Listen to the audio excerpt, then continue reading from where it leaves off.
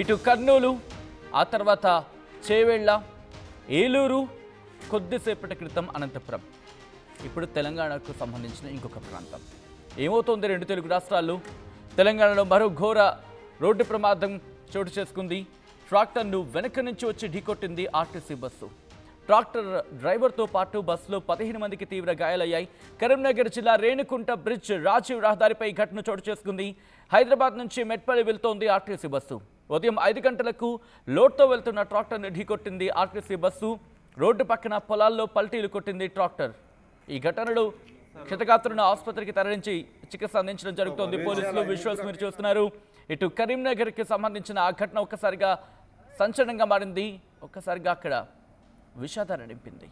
తెలంగాణలో మరో ఘోర ప్రమాదం చోటు చేసుకుంది. ట్రాక్టర్ను వెనక నుంచి వచ్చి ఢీకొట్టింది ఆర్టీసీ బస్సు. ట్రాక్టర్ డ్రైవర్తో పాటు బస్సులో 15 మందికి తీవ్ర గాయాలయ్యాయి. ఒకసారి చూడొచ్చు అక్కడ ఎటువంటి పరిస్థితి ఉందనేది ఘటనా ప్రదేశంలో. ఎందుకంటే అందరూ ఒకసారిగా షాక్ గురయ్యారు. మీరు చూడొచ్చు ఆ వ్యక్తికి దెబ్బలు తగిలాయి. ఒక్కసారిగా వాళ్ళందరూ భయాందోళనకి లోనయ్యారు. కరీంనగర్ జిల్లా రేణుకుంట బ్రిడ్జ్ రాజీవ్ రహదారిపై ఘటన చోటు చేసుకుంది. ఘటనా ప్రదేశంలో ఎటువంటి పరిస్థితులు ఉన్నాయో ఒకసారి చూద్దాం.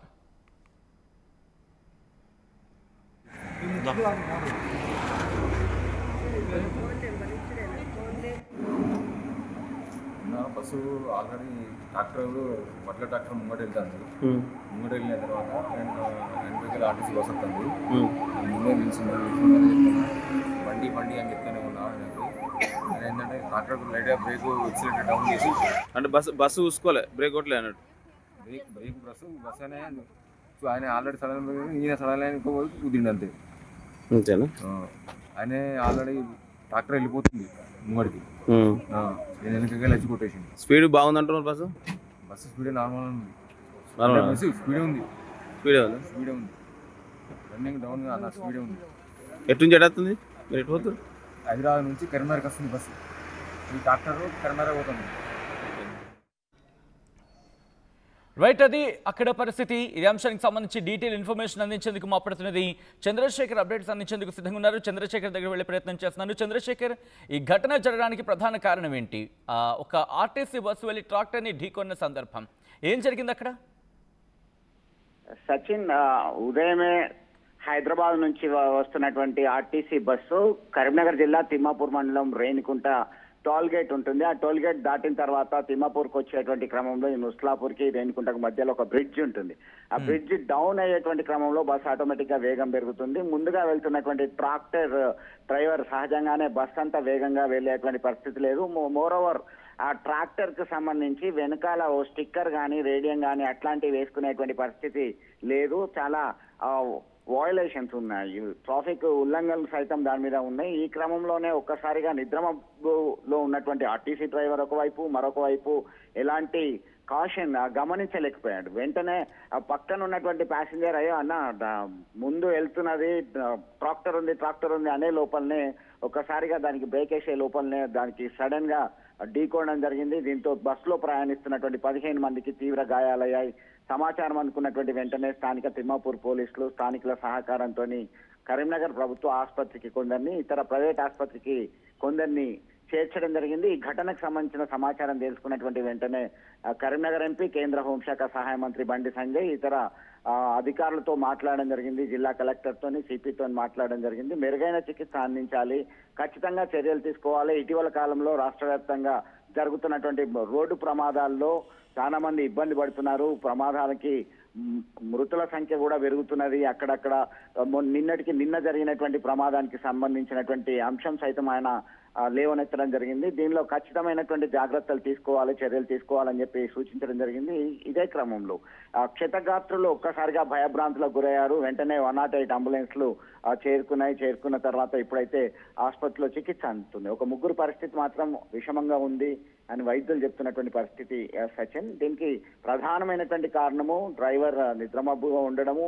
ఆర్టీసీ డ్రైవర్లు సైతం ఒకటే చెప్తున్నారు, తాము గతంలో 18 గంటలు డ్యూటీ చేసే పరిస్థితి లేదు, 12 గంటలు డ్యూటీ చేస్తే ఒక రోజు రెస్ట్ వచ్చేది.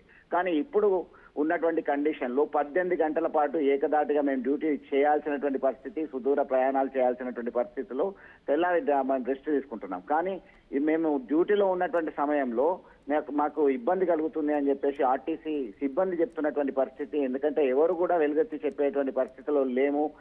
ఎందుకంటే ఉన్న విషయాన్ని మేము పై అధికారుల దృష్టికి కానీ ఆర్టీసీకి సంబంధించిన సంఘాలు గతంలో స్ట్రాంగ్ గా ఉండేటివి, విషయాన్ని క్లుప్తంగా డీటెయిల్ గా చెప్పేది. ఇప్పుడు చెప్పే పరిస్థితి లేదు. మమ్మల్ని ట్రాన్స్ఫర్స్ ఇతర పనిష్మెంట్ పేరుతో ఇబ్బంది పెడుతున్నారని ఆర్టీసీకి సంబంధించిన సిబ్బందులు సంబంధించి డ్రైవర్లు చెప్తున్నటువంటి పరిస్థితి సచిన్. ఓవరాల్ గా చూస్తున్నట్టే దీనికి సంబంధించి ప్రధాన కారణం తక్షణం ఇప్పుడు జరిగినటువంటి ప్రమాదానికి మాత్రం డ్రైవర్ నిద్రమబ్బులో ఉండడము, అది డౌన్ లో ఉండడము, ట్రాక్టర్ కి సంబంధించి ఎలాంటి హెచ్చరికలు రేడియం లాంటి స్టిక్కర్ లేకపోవడం వల్లనే ఈ ప్రమాదం చోటు చేసుకుంది సచిన్.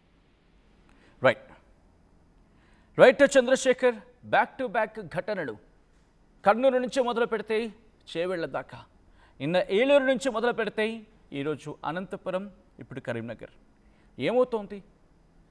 ప్రజల ప్రాణానికి రక్షణ కల్పించలేకపోతున్నామా? బహుశా ఇది ప్రతి ఒక్కరు ప్రశ్నించుకోవాల్సిన సందర్భం.